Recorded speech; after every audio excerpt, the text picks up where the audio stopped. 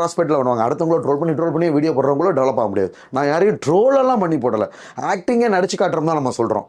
So அது கூடிய விரைவில் உங்களுக்கு படத்துக்கு போவோம், சினிமா போவோம். ஃபேன் கிளப் அவங்க எத்தனை வருஷமா அதில் இருக்காங்கன்னு தெரியல. நான் குறுகிய கட்டத்தில் எவ்வளோ ஃபேன்ஸை சார் சம்பாதிச்சிருக்கேன் அப்படின்னா ஒரு பையன் பேசுகிறான், அச்சமில்லை அச்சமில்லை அச்சம் என்பதில்லையே, உச்சி மீது வானிடிந்து வீழுகின்ற போதிலும் அச்சமில்லை அச்சமில்லை அச்சம் என்பதில்லையே அப்படின்னு பசங்க பாடி லாங்குவேஜோட பேசுகிறான். எனக்கு அப்படியே முறுக்கு ஏறுது பண்ணிக்கிட்டு இருக்கோம். ஆரம்பத்தில் என்ன கிடைக்குதோ நம்ம பண்ணுவோம். ஆக்சுவலாக வாட்டர்மெலன் ஸ்டார்ன்றது பியூர் ஹீரோ மெட்டீரியல். நீங்களே பார்த்துருப்பீங்க, ஃபீமேல் ஃப்ரெண்ட்ஸ் தான் ஜாஸ்தி இருக்கும் சார். பார்த்துருக்கீங்களா? என்ன ரீசனாக நம்ம பண்ணுற romance? Shankar sir, director Shankar சாரும் விக்ரம் சாரும் பாராட்டுவாங்க சார். உலக வரலாற்றிலேயே இது ஒரு பெரிய விஷயம்.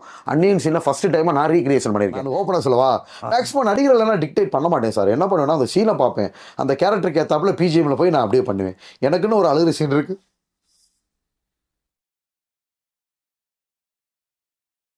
பரிதாபங்கள்ல கோபி சுதாகர் கூட உங்களை பத்தி வீடியோ அதான் ஓப்பனாக சொல்லிட்டியா, அவர் ஆக்சுவலாக அவரை பற்றி எனக்கு ஆரம்பத்துலாம் தெரியாது.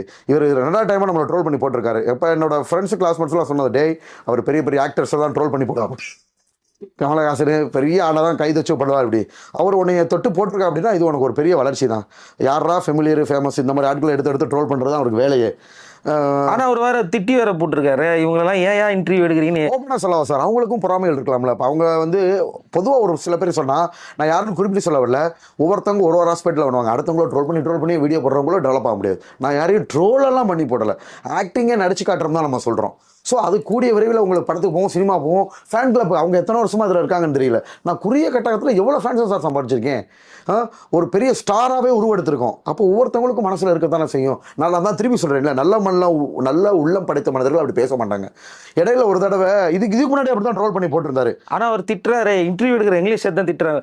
இவங்களெல்லாம் இன்டர்வியூ எடுக்கிறீங்க பார்த்தீங்களா, உங்களை சொல்லணும்டா. அதாவது ஓப்பனாக சொல்லவா சார், திறமை இருக்கிறனால தான் நீங்கள் எடுத்து போடுறீங்க. சும்மா எல்லாரையும் போய் தெரியாது, திறமை இருந்தால் தான் முதல்ல எல்லாருக்கும் பப்ளிசிட்டி ஆக முடியும் சார். தப்பாக பப்ளிசிட்டி ஆகிறவங்களும் எல்லாரும் எடுக்க மாட்டாங்க சார். அந்த மாதிரி வந்தவங்க குறுகிய காலத்திலே போயிருக்காங்க, உங்களுக்கே தெரியும். நான் ஃபேமஸ் ஆனப்போ ஆரம்பத்தில் என்ன சொன்னாங்கன்னா, இதெல்லாம் ட்ரெண்டில் இருக்க 2 மாதமும் 3 மாதமும் நாங்கள் ஒவ்வொரு நாளும் ஏறிக்கிட்டே போச்சு சார். அப்புறம் நீங்கள் இடையில ட்ரெண்டாக இப்படியே சொல்ல ஏறிக்கிட்டு போச்சே தவிர எனக்கு குறையவே இல்லை. ஓகேங்களா? ஆபாசம் எடுத்தவங்க, அசிங்கமாக பேசினவங்க, இந்த மாதிரி அடுத்தவங்களை பற்றி பேசினவங்க, வருமானம் வர்ற மாதிரி இருக்கும், ஒரு லெவல் ஒரு சர்க்கிள்லேயே இருப்பாங்க.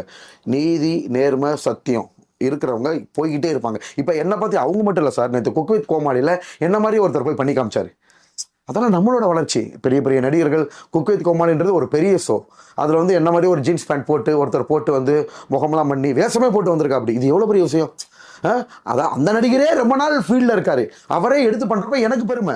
ஏன்னா என்கிட்ட எல்லாரும் அதை தான் சொன்னாங்க, தலைவரே உங்களை மாதிரி மிமிக் பண்ண நடிகர் உங்களுக்கு முன்னாடி இருக்காரு, சீனியர், அவரே உங்களை மாதிரி எடுத்து பண்ணி காட்டும்னு நினைக்கிறாரு. ஸோ அந்த லெவல் உங்களோட பாப்புலாரிட்டி. அதெல்லாம் நல்ல மனிதர்கள் உள்ளவங்க யாரையும் திட்ட மாட்டாங்க சார். இன்டர்வியூ எடுக்கிறவங்கலாம் முட்டாள்கள் கிடையாது சார். நிறைய பேர் என்னை இன்டர்வியூ எடுனாலும் யாரும் எடுக்க மாட்டாங்க. அவங்க பார்க்குறாங்க, இந்த பையன் இன்டர்வியூனால தான் எனக்கு அதிக ஃபேமும் கிடச்சிச்சு. இன்டர்வியூவில் நடிச்சு காட்டுறது, ரீல்ஸ் போடுறதை தாண்டி ஒவ்வொரு சேனலையும் நான் பண்ணுறப்போ ஒவ்வொரு சேனலோட வியூவர்ஸையும் நான் கேட்ச் பண்ணியிருக்கேன். இதை புத்திசாலித்தனமாக யூஸ் பண்ண பாருங்களே. ஒவ்வொருத்தவங்க இன்டர்வியூவில் என்னென்னமோ பேசுவாங்க. நான் ஆக்டிங் செஷனுக்காகவே போவேன் சார். அதில் தான் அந்த பையன் சொன்ன பாருங்க, அவங்கள மாதிரி நடி, சூர்யா மாதிரி நடின்னு உங்களை தூக்கி வச்சு கொஞ்சமான்னு கேட்டா. அப்படி ஆமாம், நடிப்பு திறமையை காட்டுறதுக்காக தான் உன் சேனலுக்கு வரேன். நீ காசு சம்பாதிக்கிறதுக்கும் அடுத்தவங்க ட்ரோல் பண்ணி பேசுகிறதுக்கும் இதுக்கு நம்ம ஆள் கிடையாது. அவர் காசு சம்பாதிக்கிறதுக்கு என் திறமையை காமிச்சு நீ காசு சம்பாதிச்சிக்க தப்பு இல்லை. அதே கலாட்டா சேனலில் சார் அவங்க இன்டர்வியூ, நான் சார் என் நல்ல மனசோட சொல்கிறேன், நான் உதவி தான் பண்ணியிருக்கேன். இன்டர்வியூ எடுத்து முடிச்சிட்டாங்க, எக்ஸ்ட்ரா சார் இந்த ஆக்டிங் செஷனை சேர்த்துக்காங்க, ஒரு டான்ஸ் போடுறேன் அதையும் சேர்த்துக்காங்க. நாங்கள் அதை அவங்களே எதிர்பார்க்காதது. அதை போட்டு பார்த்தா 5 லட்சம் வியூஸ் பணம் அவங்களுக்கு. ஃபேஸ்புக்லேயும் பணம், இன்ஸ்டாலையும் பணம், இதுலேயும் பணம் சார். அவங்களாம் மனசாட்சியே இல்லாதவங்க சார். என்கிட்ட எடுக்கிறதுக்கு நல்ல கண்டென்ட் இருக்குது. சண்டை போட்டு கண்டென்ட் ஆகி காசு ஆகணும் தேவையே கிடையாது. ஏன்னா அதுவுமே நல்லா தான் வியூஸ் போகுது. அப்படி எல்லாருக்கும் எக்ஸ்ட்ரா பண்ணி கொடுத்தேன் சார் நிறைய சேனல்ஸ்க்கு. நீங்கள் யார்கிட்ட நீங்கள் நடிப்பு கற்றுக்கிட்டீங்க? அதெல்லாம் எதுவும் கிடையாது சார், ஸ்கூலில் கற்றுக்கிட்டா தான் சார். ஸ்கூலில் வந்து பார்த்தீங்கன்னா நான் சொல்கிறேன் இல்லையா, 6th படிக்கிறப்ப மைக்கை பிடிக்க ஆரம்பித்தோம். அப்புறம் வந்து நாடக போட்டி நடக்கிறப்ப நாங்களாம் ஓன் ஸ்கிரிப்ட், சீனியர்ஸ்லாம் நாடகம் பண்ணுவாங்களா, அதை பார்த்துக்கிட்டேன் சார்.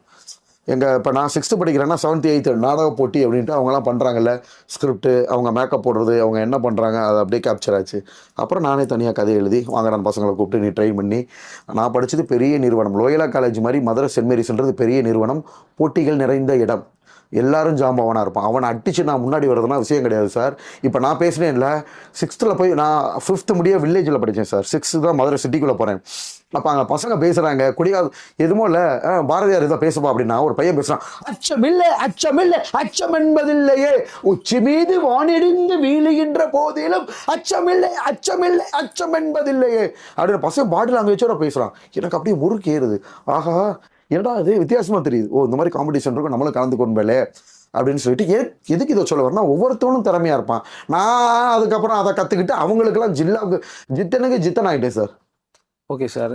அப்போ வந்து எதுக்கு இதை சொல்ல வரேன்னா, அவ்வளோ பெரிய இன்ஸ்டிடியூஷனில் நம்மளே கதை எழுதி மோன் ஆக்டிங் தனி நடிப்பில் பரிசு வாங்கியிருக்கேன் சார். எல்லாத்தையும் போட்டிருக்கேன் சார். ஸ்பீச் காம்படிஷனில் பரிசு வாங்கியிருக்கேன். இப்போ ஏற்பட்ட நபரை அவர் ஒரு உலகத்தில் இருக்கார். இது எதுக்குன்னா பொறாமை. அவங்களுக்கு வர முடியல, அவங்களால முடியல. ஸோ ஒரு அறிவாளியான ஆட்கள் இவங்களை எதுக்கு இன்டர்வியூ எடுக்கான்னு கேட்க மாட்டாங்க சார். அவங்களுக்கு வளர முடியலன்ற வைத்தறிச்சல் குறுகிய காலத்தில் ட்ரோல் பண்ணால் கூட அதில் ஒரு நியாயம் இருக்கணும். ஓகேங்களா? நான் என்ன சொல்ல வரேன்னா, அப்போ நம்மளை பற்றி ஒழுங்காக அசஸ் பண்ணல. ஸோ அறிவாளி புத்திசாலி என்ன பண்ணுவாங்க, பார்ப்பாங்க, ஓ அப்போ இவன்ட்டு பிறந்தே திறமை இருந்திருக்கு வேலடா, இவன் சாதாரண ஆள் இருக்காது, இவனோட ஸ்பீச்சு கண்டினியூஸான டயலாக் டெலிவரி எல்லாம் இருக்குல்ல சார். இதிலலாம் அவங்களோட இன்டெலிஜென்ட் குவாசன்ட் வெளிப்படும் சார். அந்த அடுத்தவங்களோட ஐக்கியூவை அழிக்க நினைக்கிற நிறைய நபர்கள் இல்லாமல் போனாயிருக்காங்க, காணாமல் போயிருக்காங்க. அதில் நிறைய பார்த்துருக்கேன். அதனால தான் கோபி சுதாகர் இப்படி ரிப்ளை கொடுத்துருக்காங்கன்னு நினைக்கலாமா? எப்படி சார்? இன்டர்வியூ அது நிறைய போட்டி பொறாமைகள் இருக்க தான் சார் செய்யும். ஒருத்தர் வளர்ந்துடக்கூடாது.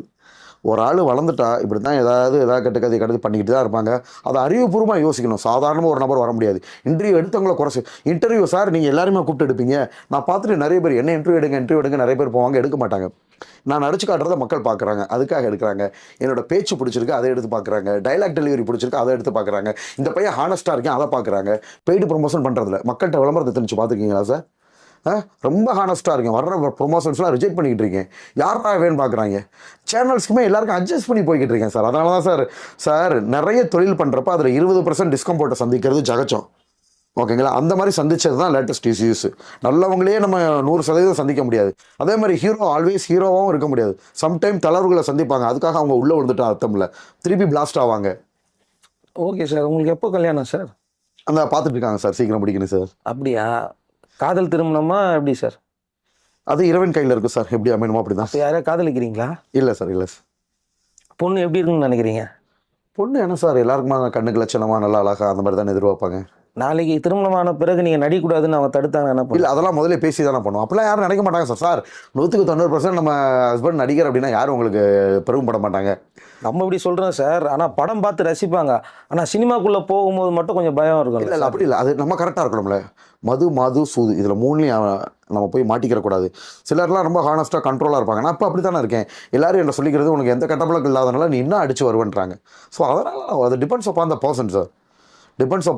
நான் கரெக்டாக இருப்பேன், கரெக்டாக போவேன். அவ்வளோ லேஸில் எந்தெந்த கேரக்டர் கொடுத்தா நடிக்கிறதுக்கு உங்களுக்கு ஆசையாக இருக்குது சார்? லீடு தான் ட்ரை பண்ணிக்கிட்டு இருக்கோம். ஆரம்பத்தில் என்ன கிடைக்குதோ நம்ம பண்ணுவோம். ஆக்சுவலாக வாட்டர்மெலன் ஸ்டார்ன்றது பியூர் ஹீரோ மெட்டீரியல். நீங்களே பார்த்துருப்பீங்க, ஃபீமேல் ஃப்ரெண்ட்ஸ் தான் ஜாஸ்தி இருக்கும் சார். பார்த்துருக்கீங்களா? என்ன ரீசன்லாம் நம்ம பண்ணுற ரொமான்ஸு, லவ்வு, நம்ம ஃபேஷியல் எக்ஸ்பிரஷன்ஸு ஒன்றும் இல்லை, லைட்டாக கண்ணடிச்சாலே எல்லாருக்கும் ரொம்ப பிடிக்கும். அதே மாதிரி நம்ம சிரிக்கிறோம்ல, யதார்த்தமான ஒரு இன்னசென்ஸியான சிரிப்பு. அது நிறைய பேர் சார் உங்கள் ஸ்மைல் அழகாக இருக்குது, உங்கள் பல்லு நல்லா இருக்குது, உங்கள் கண் அழகாக இருக்குது, முகத்தில் எது தெரியுது.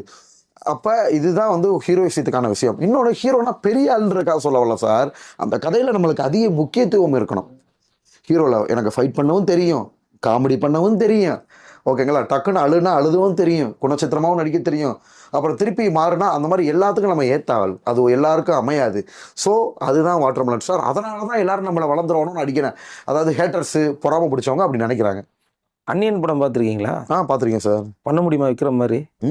அதைத்தானே சார் அகேஸ்ட் படத்தில் பண்ணியிருக்கேன் சார். அது மெயினானது விட்டீங்களே, சங்கர் சார், டைரக்டர் சங்கர் சாரும் விக்ரம் சாரும் பாராட்டுவாங்க சார். உலக வரலாற்றிலேயே இது ஒரு பெரிய விஷயம். அன்னியன் சீனில் ஃபஸ்ட்டு டைமாக நான் ரீக்ரியேஷன் பண்ணியிருக்கேன். இதுக்கு முன்னாடி வந்த படங்களை சும்மா டைலாக்கா அப்படி இப்படின்னு விளையாட்டு பேசி ட்ரோலுக்கு பேசியிருப்பாங்க. நான் பண்ணது ட்ரோல் கிடையாது சார். அன்னியன் டைலாக்கு, அந்த டிரான்ஸ்ஃபார்மேஷன் சீன் எவ்வளோ எனர்ஜி வேணும் பேசுறதுக்கு.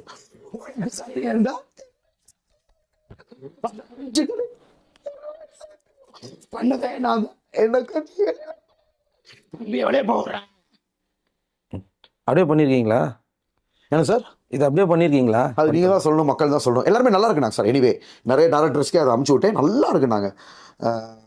சூப்பராக இருக்குப்பா, இது உண்மையிலே நாங்கள் எக்ஸ்ட்ரீம் லெவல். சும்மா நம்ம நின்னது நடந்தது உட்காந்தது அது படத்தில் சீன் ஒரு சீனால் வெயிட்டாக வந்திருக்கு சார். ஆக்சுவலாக ஓன் வாய்ஸில் பண்ணியிருக்கோம். ஓகேங்களா, டப் மாஸ் பண்ணவே இல்லை. இப்போ பார்க்குறவங்களுக்கு என்ன தெரியும்னா, இப்போ இவனுக்கு டக்கு ட்ரான்ஸ்ஃபார்மேஷன் கரெக்டாக இருக்குது பாருங்களே. ட்ரான்ஸ்ஃபார்மேஷன் சீனை பார்த்தா எல்லாரும் பாராட்ட தான் தோணும். என்னடா இது பரவாயில்லையே, நல்லா பண்ணிட்டானே. கமல் சாரோட நாயகன் படம் பார்த்துருக்கீங்களா? நாயகன் படம் பார்த்துருக்கேன் சார். அதில் ஒரு மாதிரி அழுவாரு, அது மாதிரி உங்களால் அழுவ முடியுமா?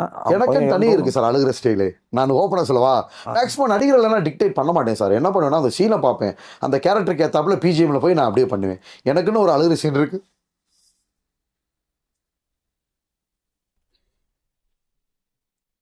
அது லேட்டஸ்ட்டாக மக்கள் ரசித்த ஒரு விஷயம் என்ன அப்படின்னு பார்த்தீங்கன்னா, 7G ரெயின்போ காலனியில் அந்த பிளாஸ்டர்லாம் ஒட்டி அந்த மியூசிக் வரும் பாருங்க.